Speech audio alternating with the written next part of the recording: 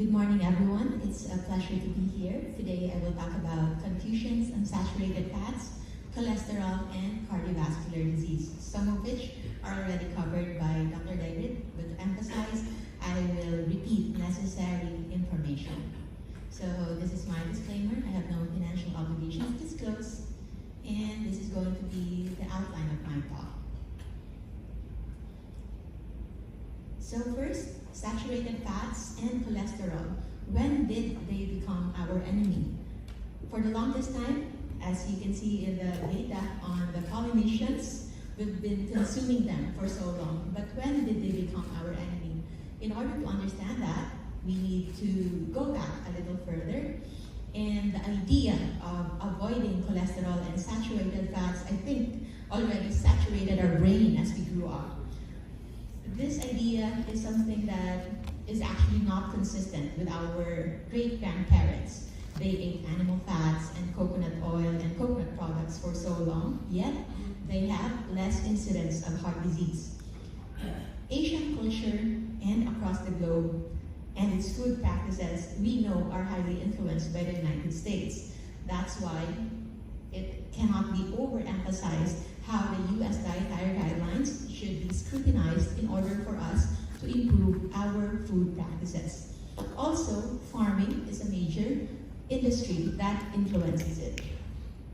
In order to understand when did this happen, we need to go back to 1955 when the U.S. President Eisenhower, had a heart attack. After that happened, they made a very rigorous investigation as to why it happened. That is when a certain scientist, claimed to be a scientist, Dr. Ansel Keys, produced a study. It is labeled as 7-country study. It is a study based on 7 countries, and his conclusion would be the higher the saturated fat intake, the higher the heart disease. However, this is not as simple as that.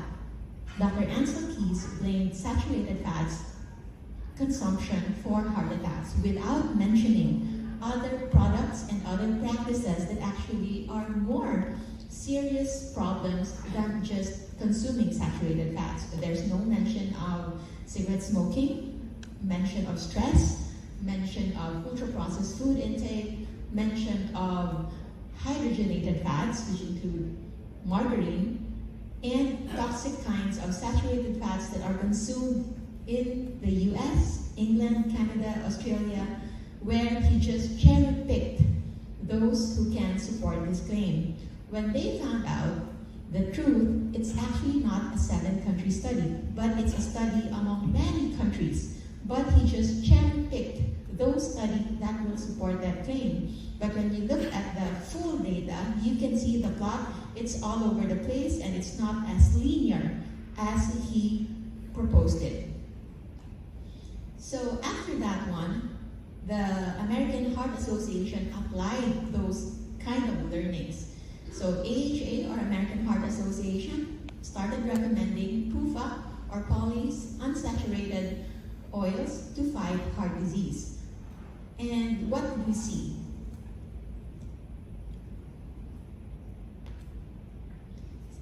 The dietary guidelines also changed. That is when the food pyramid we grew up with also was published, emphasizing on lowered animal fat intake, natural saturated fat intake, including coconut oil, and bulking up on grains, starches, and other carbs. The United States also selected committees in nutrition and human needs, wherein they again promoted reduction of fat intake, switching of saturated fats to vegetable fats or unsaturated fats, and reducing cholesterol to 1 egg a day, and many other suggestions, including eating more carbohydrates, especially grains.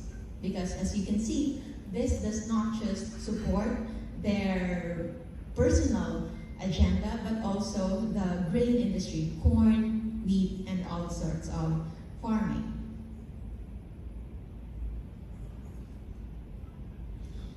Political and financial support came from all over, not just the government, but also the companies. The companies companies usually producing ultra-processed foods, as what Dr. Dietary have mentioned. And as a result, we now have a food pyramid that involves sugar, including noodles, and up to 6 cups of rice or its equivalent in a typical Asian diet. This is now considered to be our norm. Asians now, as a result, adapted to what the US dietary guidelines have been recommending. We've been avoiding animal fats and even coconut oil, and ate more of the grains, bread, and the allowable amount of sugars became blurry. Soft drinks, fruit juices, chips, and biscuits became our everyday food.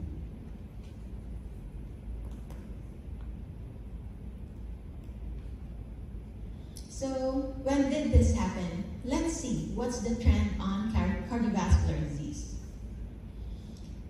Since the influence of the 1977 dietary guidelines, the percentage of obesity in the US also increased very well. And with increased consumption of vegetable oil and factory-made oils, there's also a drop on the animal fat, including saturated fat intake encompassing coconut oil, but there is a rise on the incidence of heart disease. Now, 1 in 4 US deaths are caused by heart disease, and they've been telling us to avoid all of these saturated fats, yet the data cannot deny that there is still a rising increase in heart disease.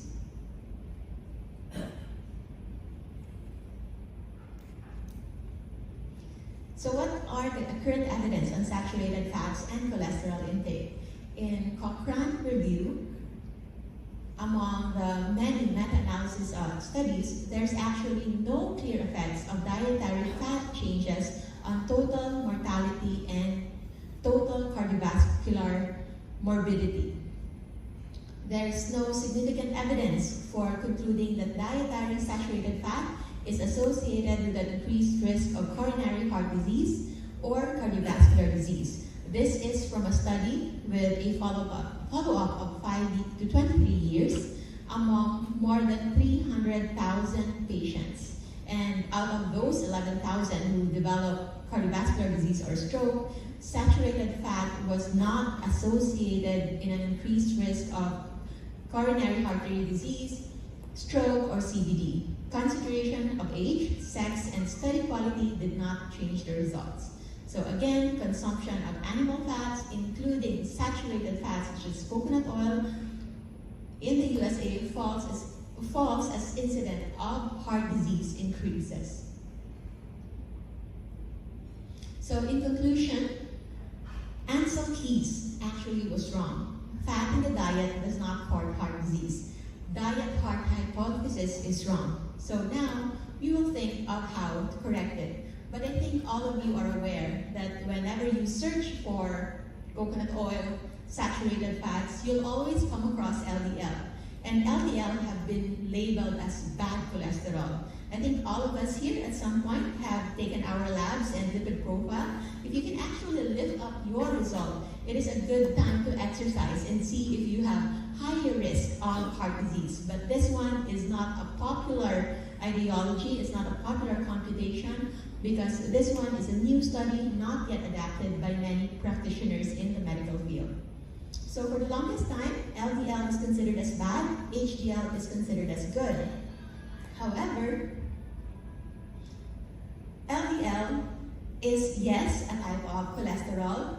It lowers when you consume vegetable oil, and it is seen to be elevated when you consume coconut oil. And that's where the fear lies. That's where the public is actually very afraid of, because LDL is seen to increase whenever you consume saturated fats. However, should we really be afraid of LDL?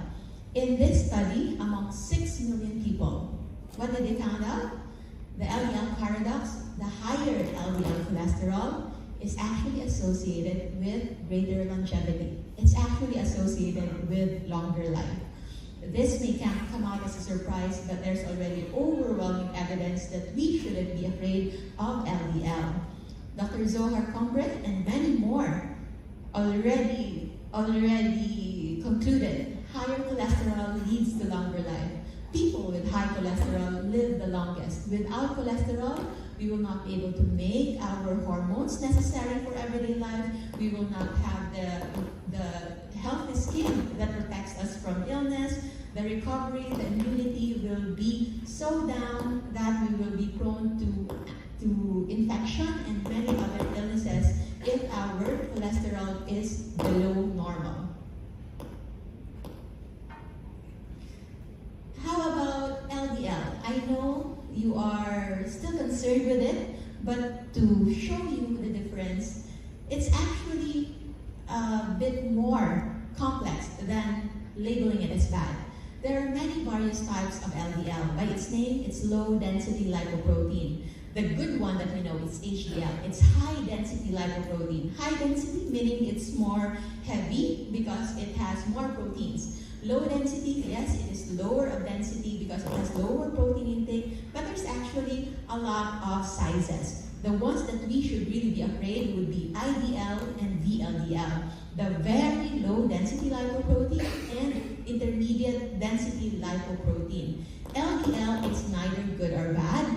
It depends on the subtype and also the associated degree of inflammation present within the individual. If you have IDL, if you have high LDL, but your triglyceride is low, your blood sugar is low, it shouldn't be a problem. LDL that is high, but also high blood sugar, high triglycerides, then that could be a cause of problem. So don't try to look at LDL alone. LDL has many types again. There's what we call pattern A and pattern B. For those who are actually consuming a lot of coconut oil and also reducing their sugar intake, they have this large LDL pattern. Yes, they will still appear as the same 130 milligrams per DL, but it has smaller in number. It is of lower risk for developing heart attacks and stroke. It will not lead to clogging of arteries. Whereas the same number, which can be seen in your lab results of 130 milligrams per DL, might actually be a higher risk kind of LDL, which is usually seen among those who are consuming ultra-processed foods, those who are consuming hydrogenated oils, trans fatty acids, and consuming a lot of sugar. So there's a difference between the two. And also, it is not just the LDL that we should look at. Now there are studies indicating, can we go back to the previous slide please, that there are better marker of health when it comes to our lipid profile than just LDL, and that is the triglycerides to HDL ratio. As long as your triglycerides is hopefully half or just around the same as your HDL ratio, then that is also a good marker. Another one is your remnant cholesterol. So remnant cholesterol is a better marker of heart attack and stroke. If you have high remnant cholesterol, then you are at greater risk of developing heart attacks and stroke. So how can you compute your remnant cholesterol? If you can lift up your lipid profile results, you can get your total cholesterol and then deduct your HDL and LDL. And what will be retained would be your remnant cholesterol. So that would be your IDL and your VLDL and some other toxic kind of cholesterol. Hopefully, it's very, very small. It's less than 15 milligrams per DL. So with this computation, actually, you can already see that a higher LDL can lower your remnant cholesterol just with this basic formula. So if blood cholesterol is not a problem when it comes to heart disease, what are the things we should look at instead? So again, cigarette smoking, it is directly linked to heart disease and all the other stresses that have similar effects of cigarette smoking, like stress, ultra-processed foods, all of those things, and other vices and bad habits that can increase the oxidative radicals in our body. And another very important topic that I want to discuss with you would be the emphasis of glycated hemoglobin or the presence of blood sugar in your system. Because right now, there's actually overwhelming evidence, and even before when Ansel Keys published his study, there's already overwhelming evidence. It's actually the sugar, and it's not the fats that's causing heart disease. Higher blood sugar, higher risk of cardiovascular disease. So instead of lowering our natural saturated fat intake, we need to lower everything that spikes our blood sugar and insulin level in the body. Next time you read food labels, try to remember this. Don't just think of calories. There are more important things to think about than just calories. For every 1 teaspoon of white sugar, it has 4 grams for every 1 teaspoon of sugar, it is equivalent to 4 grams of sugar. Table sugar is sucrose, which is, when you break it down, it's glucose and fructose. This is a basic computation that I think you would appreciate as we go along, because we are actually consuming more sugar than we thought. I know you've been avoiding sugar, but if you still have problems with your blood sugar, then try to look at this. Because a cup of rice, regular rice, will have about 40 to 45 grams of net carbohydrates. That is equivalent to 10 teaspoons of sugar. So rice as a staple in Asian countries, in other countries it can be bread, it can be wheat, it can be grains, it can be corn, or it can be potatoes. Yes, they are starches, they are natural starches, but when you consume them too much, the fiber cannot overcompensate the amount of starch and glucose that will be in it. So grains is equal to starch, and starch is a complex carbohydrates made up of some fiber and lots of glucose. So how about fruits? I know we love fruits. It's natural, it's a gift from God, and it's everywhere. And we've been eating fruits that are not even growing from the place where we live. Just know that as much as fruit is natural, fruit can also contain fructose. And if you can remember a while ago, fructose is a component of table sugar. 1 banana will have about 5 teaspoons of sugar. So how many bananas can you consume in a day? Try to convert that into the amount of sugar that you're actually putting in your body. Too much fruits, too much fructose. And fructose may not directly increase one's blood sugar if you check your blood sugar right after, but it's linked to insulin resistance and these sequelae, including triglyceridemia from de novo lipogenesis of your liver. It can lead to fatty liver and hyperuricemia. There's an area in the Philippines, Mindanao, it's the lower part of the Philippines, wherein it's the fruit basket of the country. People there are very slim. They are very thin looking, not obese, but when you check their liver, they have fatty liver because fruits are growing all year round. But don't worry, among the many fruits in the world, coconut has the lowest carbohydrate or sugar content. So I think that's good news for us. There are scientific data showing certain fats are linked to heart disease. So I think we should also tackle that because not all fats are created equal. And with that, we need to know which fats to take and which fats to avoid. So major classifications, there are so many: saturated fatty acids, unsaturated fatty acids, both of which can be healthy for our body. 1, unsaturated fatty acids can help increase our HDL. Saturated fatty acids can increase our HDL and LDL. But we need to emphasize, I think for the general public, we need to delineate that coconut oil is saturated fatty acid, but it's a natural saturated fatty acid. We need to set apart ourselves from factory-made hydrogenated oils, because I think the public doesn't know yet that trans fats, hydrogenated oils such as margarine, yes, chemically they can be saturated, but they are not naturally saturated. These are hydrogenated, made into trans fats, and these kinds of saturated oil, the unnatural ones, are the ones that are linked to heart disease and stroke because they are not stable, they are not compatible with the human body. So saturated fatty acids and unsaturated fatty acids, they are okay, they are good, as long as they are naturally occurring in nature, not the ones produced in factories. So there are bad fats and good fats, and now we see that the good fats are the natural ones.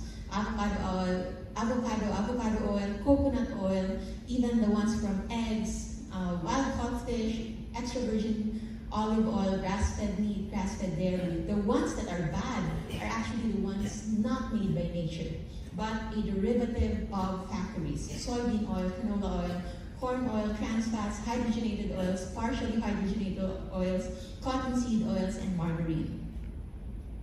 So cooking vegetable oil will release toxic chemicals linked to cancer.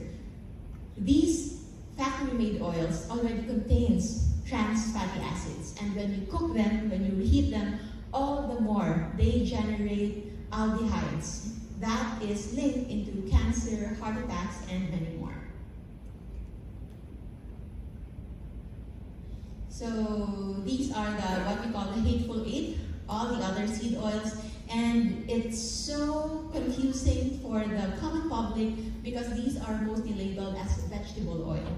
Because yes, they came from vegetables, but what they don't know is how they were extracted. They undergone a lot of chemical heat processing, that they are no longer stable to be consumed by the human body, especially canola oil, which was first invented for industry use. It is made for cars and engines and not for human consumption. So oils turn toxic, especially when you heat them. And with this, you can see that coconut oil actually have the lowest concentration of toxic aldehyde when reheated. Highest would be sunflower and corn. Extra virgin olive oil, yes, it is healthy, but it is healthy to consume raw, not when reheated. So change your cooking oils to coconut. Common cooking fats, gram, seed oils are the worst because they produce toxic aldehydes, they are highly inflammatory and carcinogenic, and good thing coconut oil ranked as the safest. It is safe to use, especially on high heat. So again, what to consume? Consume only the natural occurring fats. Any animal fats is actually okay. Any coconut oil is actually okay as long as they are not hydrogenated, as long as you consume them in their rawest form. So low-carb nutrition is part of our industry wherein we promote a certain way of eating that is totally opposite from the food pyramid. It will lead into lower insulin, lower inflammation, lower oxidized LDL. It will increase fat burning, ketone production from MCT oil and from burning of your natural fats in your body, and it will decrease fat buildup. So before I leave you today, I would like to give you some tips on how to prevent heart disease in 2 ways. Next slide, please. So I want you to know about the impact of the impact of glucose in our food. So go back, please. So there are many spectrum when it comes to food.